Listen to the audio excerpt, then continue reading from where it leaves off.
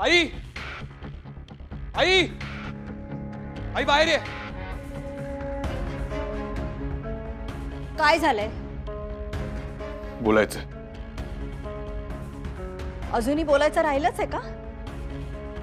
तू ये ना, बस ना. हे बघ, जे काही बोलायचं ते लवकर बोल. मला बाहेर जायचंय. आई, निवृत्ती डुमरे कोण होता आणि त्याच्या मर्डरशी तुझा आणि बाबांचा काय संबंध होता? आई, हे निवृत्ती डुमरेचं काय प्रकरण आहे? कोण होता तो?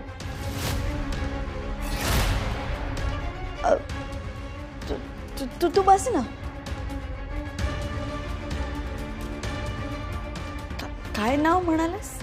निवृत्ती डुमरे. हा, तुला कोणी सांगितलं हे नाव? आणि तुला काय माहिती आहे त्यांच्याबद्दल? आई, मला जाणून घ्यायचंय की त्या निवृत्ती डुमरे बरोबर असं काय झालं होतं. असं काय झालं होतं की तो पुरुषोत्तम तुला त्याचं सगळं ऐकायला भाग पाडतोय. मला खरंच काहीच माहिती नाही आहे रे त्याच्याबद्दल. म्हणजे पहिल्यांदाच ऐकते मी हे नाव. आणि मी तुला सांगितलंय ना, मला नको ते प्रश्न विचारत जाऊ नकोस. मला नाही आवडत. आई, पण तुला सांगितलेलं कळत नाहीये का वेदांत? आई, पण वेदांत, वेदांत प्लीज ह्याच्यात नको पडूस. ऐक माझं, प्लीज सांगते, नको पडूस ह्याच्यात. आई, आई, तू का घाबरतेस? ऐक ना. तू का असं करतेस? तू बस इथे. बस बस. आणि मला सांग, नेमकं काय झालं होतं? हे बघ, तुला कोणालाच घाबरायची गरज नाही. मी आहे ना. तू अजिबात टेन्शन घेऊ नकोस. आई, मला शांतपणे सांग, निवृत्ती डुमरे कोण होता?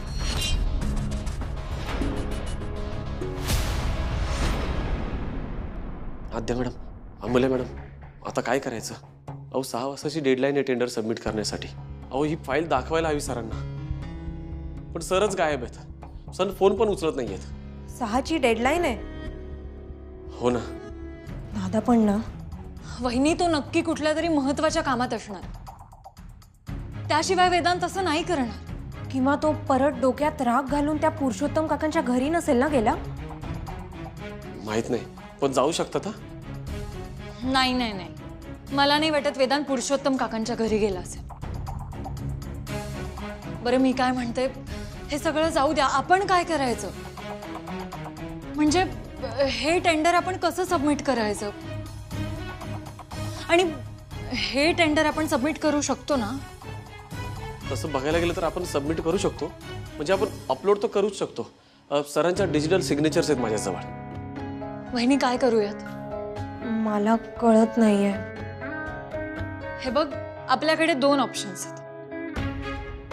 एक तर 6च्या आत आपण हे टेंडर सबमिट करायचं, किंवा मग एवढा मोठा प्रोजेक्ट आपल्या हातातून जाऊ द्यायचा. नाही नाही, नको नको. अहो ते पुरुषोत्तम सर सारखे बोलत असतात की हे टेंडर सबमिट नाही केलं, ते टेंडर सबमिट नाही केलं. मग त्यावरून परत सर चिडणार, पुन्हा भांडणं होणार. नको.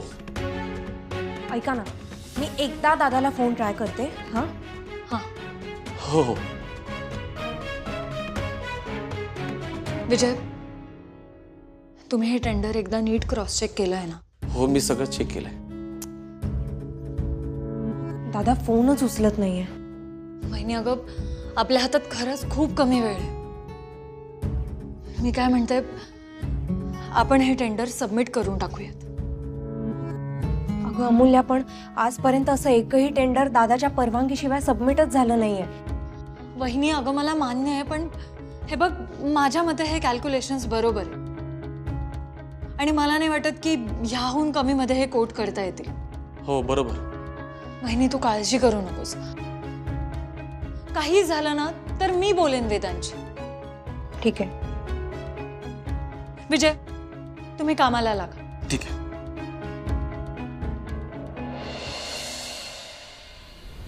आई सांग ना प्लीज,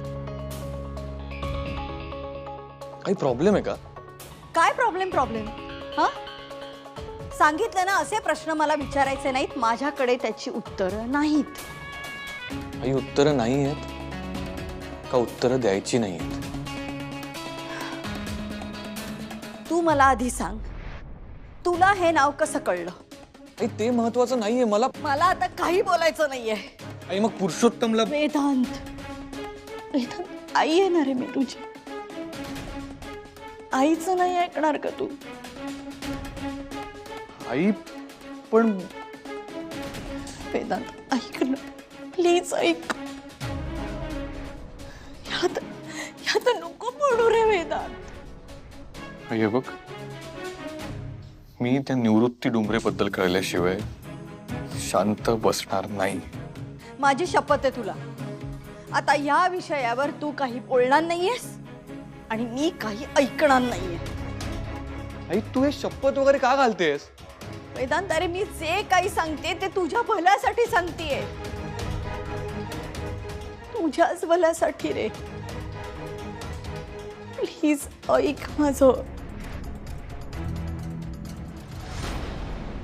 मॅडम, कंपनीच्या इतिहासातलं हे पहिलं असं टेंडर आहे जे सरांशिवाय सबमिट झालंय. अमूल्या मॅडम, हे फक्त तुमच्यामुळेच शक्य होऊ शकला, तेव्हा थँक्यू व्हेरी मच. आणि हो, हे टेंडर आपल्याला मिळावं ह्यासाठी ऑल द बेस्ट. हा पण विजय, मी फक्त माझं कामच करत होते. अमूल्या, हा ग, कधीतरी माणसाने स्वतःचं कौतुक ऍक्सेप्ट करावं. मग काय. पण अमूल्या मॅडम, खरं सांगू का, नाही म्हणजे तुम्ही आहात ना, म्हणून या ऑफिस मधल्या बऱ्याच गोष्टी ना सोप्या होऊन जातात एकदम. खरं सांगू तर या ऑफिसला ना तुमची खूप गरज आहे, आणि वेदांत सरांना सुद्धा. हो, एकदम बरोबर बोलतोयस तू विजय. पण विजय, मला तुझी एक गोष्ट कळत नाहीये. म्हणजे तू एवढा हुशार आहेस, एवढा शहाण्यासारखा बोलतोस, पण मग दादा असल्यावर तू त्याच्यासमोर असा थोडस स्टुपिड असल्यासारखा का वागतोस? काय ना आद्या मॅडम, माझे बाबा आहेत ना, ते लहानपणापासून मला एका मुलाची गोष्ट सांगायची. एक असा मुलगा जो जरा शेंबडा, शर्ट फाटलेला. त्या मुलाला शाळेतून घरी जाताना येताना काही टवाळखोर मुलं ना दुकानाजवळ अडवून त्याला खूप त्रास द्यायचे. काय म्हणायचे माहिती? एका हातात 10 पैशाचं नाणं घ्यायचे, दुसऱ्या हातात 25 पैशाचं नाणं घ्यायचे, आणि त्याला विचारायचे की सांग आता की ह्यापैकी कोणतं नाणं मोठं आहे. बरं, त्यावेळेला हे 10 पैशाचं नाणं आकाराने 25 पैशाच्या नाण्यापेक्षा मोठं होतं बरं का. हो. मग काय, हा मुलगा सांगायचा की 10 पैशाचं नाणं मोठं आहे, आणि मग ही टवळखोर मुलं त्याला ते 10 पैशाचं नाणं देऊन टाकायचे, त्याच्यावर हसायचे, त्याची टिंगल करायचे. मग हा मुलगा ही टवळखोर मुलं नसताना दुकानात गेला. दुकानदाराने त्याला विचारलं, काय रे, तुला 25 पैसे मोठे असतात 10 पैशांपेक्षा, हे काय माहित नाही काय? त्यावर तो मुलगा गोड हसला आणि त्याने दप्तरात हात टाकून भरपूर 10 पैशांची नाणी काढली आणि त्या काकांना म्हणाला की मला याची चॉकलेट द्या. की काका, ज्या दिवशी मी हे 25 पैशाचं नाणं मोठं आहे असं सांगेन ना, त्या दिवशी मला हे 10 पैशाचं नाणं जे मिळतंय ना रोज, ते मला मिळणं बंद होईल. म्हणजे येडा बनून पेढा खाणं. म्हणून मी असा वागतो. विजय, तुम्ही तर चॅप्टर निघालात. अहो मॅडम, कधी कधी मूर्खासारखं वागण्यातच शहाणपण असतं. बरं, मी येतो. हा,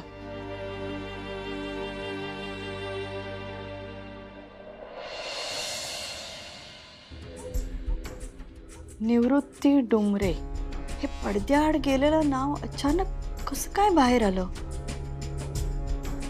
आणि ते वेदांतला कसं कळलं? काय करू मी आता? कसं समजवू वेदांतला? आणि हे सगळं पुरुषोत्तमला कळलं तर?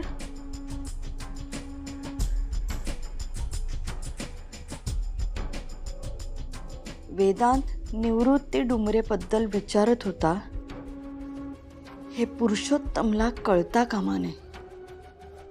आणि जर कळलंच तर तर मला काही माहितीच नाही असं दाखवावं लागेल.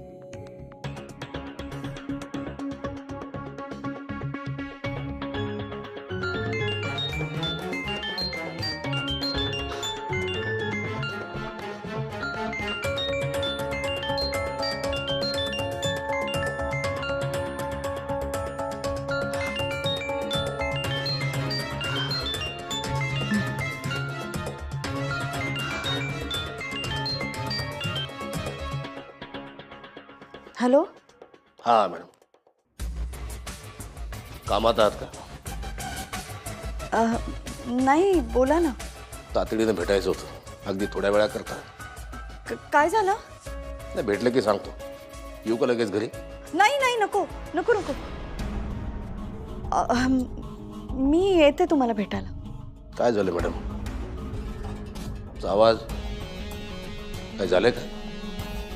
नाही हो, काहीच नाही, खरंच काही नाही.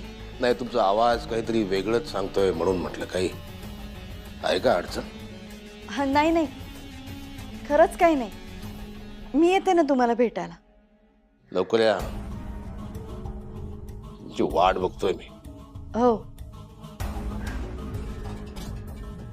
या जरा जुन्या गोष्टींबद्दल बोलू.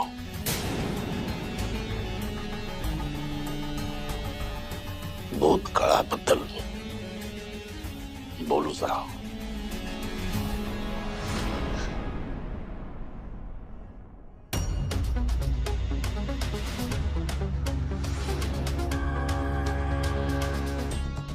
मी घाबरले. हे पुरुषोत्तमला कळता कामा नये. आणि त्यासाठी मला चेहऱ्यावर हसू कायम ठेवायला पाहिजे.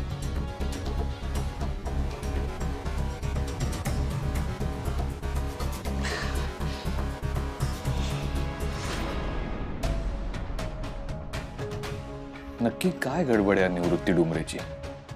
डिटेलमध्ये जाऊन माहिती काढायला हवी होती आणि मग आईशी बोलायला हवं होतं. आत्ताच बोलून कदाचित मी चूक केली. पण आई एवढी का घाबरते? मला म्हणाली यात पडू नकोस. अगदी शपथ वगैरे घातली. पण आई कोणाला घाबरते? त्या पुरुषोत्तमला. तो जर माझ्या आईला ब्लॅकमेल करत असेल, तिला त्रास देत असेल, तर त्याला संपवेन मी. काही होते, अगदी काही पण. माझ्या आईला कोणी त्रास दिला तर त्याला मी सोडणार नाही. त्या पुरुषोत्तममुळेच आई अशी अनप्रेडिक्टेबल वागते. त्याचं काहीतरी करायला हवं.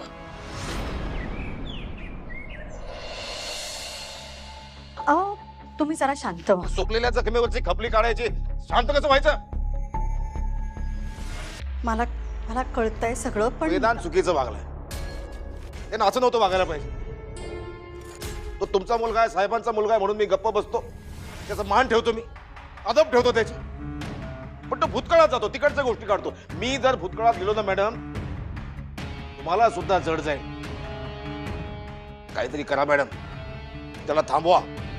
त्याचाच विचार करते मी. पण त्याला थांबवणं माझ्या हातात नाहीये. मग तुम्हाला जमत नसेल ना, तर मला त्याला थांबवायला पाहिजे. बोला, थांबवू का? असं काय बोलताय तुम्ही? त्याला शांत करावं लागेल मॅडम. ते कसं करता येईल आता? लग्नाला हो म्हणा, होला हो म्हणा. नाराज करू नका, म्हणजे तो सगळं विसरेल. जमेल ना तुम्हाला हे सगळं? हा, जमेल ना तुम्हाला हे सगळं की मी माझ्या नाही, मी बघते काहीतरी. मी स्वतः तुमच्यासाठी गरम गरम बनवलंय. छान खाऊन घ्या. विक्रांत, तुला आवडते ना इडली? खाऊन घे. थँक्यू. हो. आणि लग्नाची खरेदी कुठपर्यंत आली आहे? नाही, म्हणजे मला माहिती आहे खरेदीला वेळ लागतो, पण जसा वेळ मिळेल तशी खरेदी उरकून टाक. काय? हो, करायची आहे खरेदी. पण कळत नाही काय काय घ्यायचं ते. आणि आरती पण घाबरतीये ना अजून. अरे साहजिक आहे, होतं असं. आमच्या लग्नाच्या वेळेला तर माझ्या पोटात गोळा झाला होता. पण तू काही काळजी करू नको, करू आपण सगळं. पण मी सांगते, तुमची आजी दागिन्यांचं सगळं बघतीये ना, मग मी खरेदीसाठी तुम्हाला मदत करते. हो, आणि आहेरासाठी पण साड्या घ्यायच्यात आपल्याला. आणि वेदांत, तुझं काय रे? तुझी खरेदी बाकी असेलच. मग कधी आहे मुहूर्त खरेदीचा? हा, आई काय झालंय? आमचं काही चुकलंय का? तू एकदम लग्नाबद्दल. नाही नाही अरे नाही. काय आहे, मी खूप विचार केला या सगळ्याचा. आणि म्हटलं तुम्ही लग्न ठरवलंच आहेत ना, मग कशाला विरोध करायचा? त्यापेक्षा मी वरमाई म्हणून मिरवते ना छानपैकी. काय, आणि आता त्या मुलींनाच सुना म्हणून आणा या घरात, बघतेच मी. अरे असं काय करताय, गंमत करतेय मी. हो, आणि विक्रांत, खरेदीला कधी जायचंय सांग रे. तू, मी, आरती आपण एकत्र जाऊया. आणि वेदांत, तू आणि अमूल्य आलात तरी चालेल. मग आपण सगळे मिळून खरेदी करूया. काय? बघा, मी बोलत बसले, सगळं थंड झालंय. पहिले खाऊन घ्या, मग आपण बसून बोलूया. आलेच मी.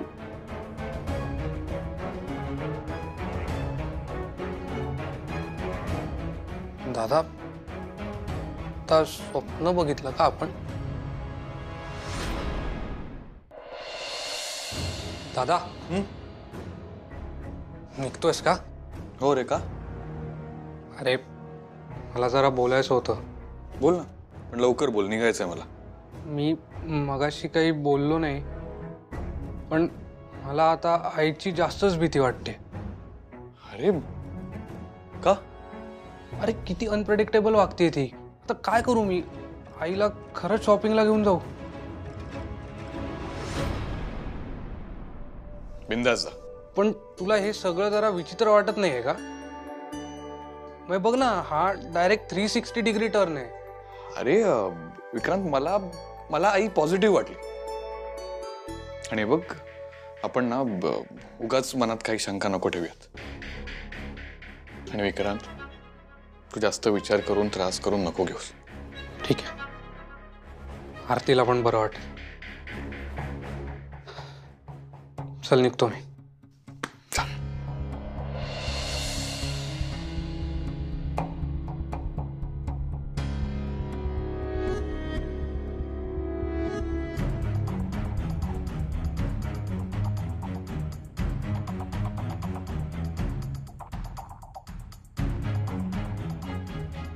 आईला अचानक काय झालंय? चांगली वागते ही चांगली गोष्ट आहे, पण हे सगळं अचानक का? निवृत्ती डुमरे त्याच्यामुळे झालंय का हे? नाही, अजून खोलात जावं लागेल.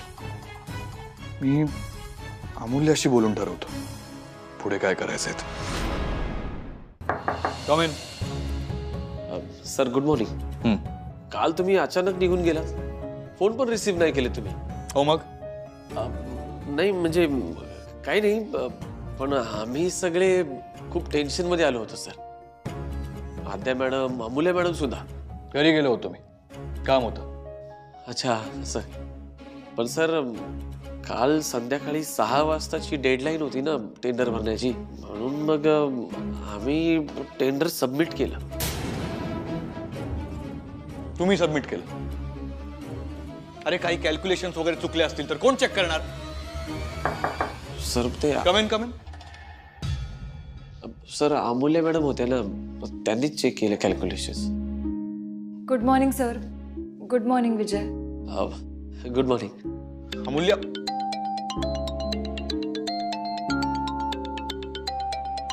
Excuse me. हा अनिल, बोल.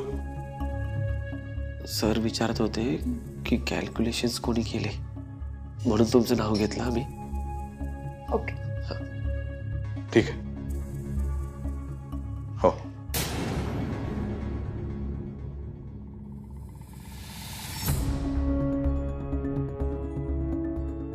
सर मी कॅल्क्युलेशन्स चेक केले. मला असं वाटतं की ह्यापेक्षा कमी आपण कोट नाही करू शकत. विजय, हा सर. तू जा, लाग कामाला. ठीक आहे सर.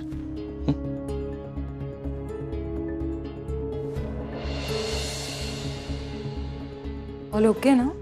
पुरुषोत्तमने निवृत्ती डुमरेचा खून केला होता.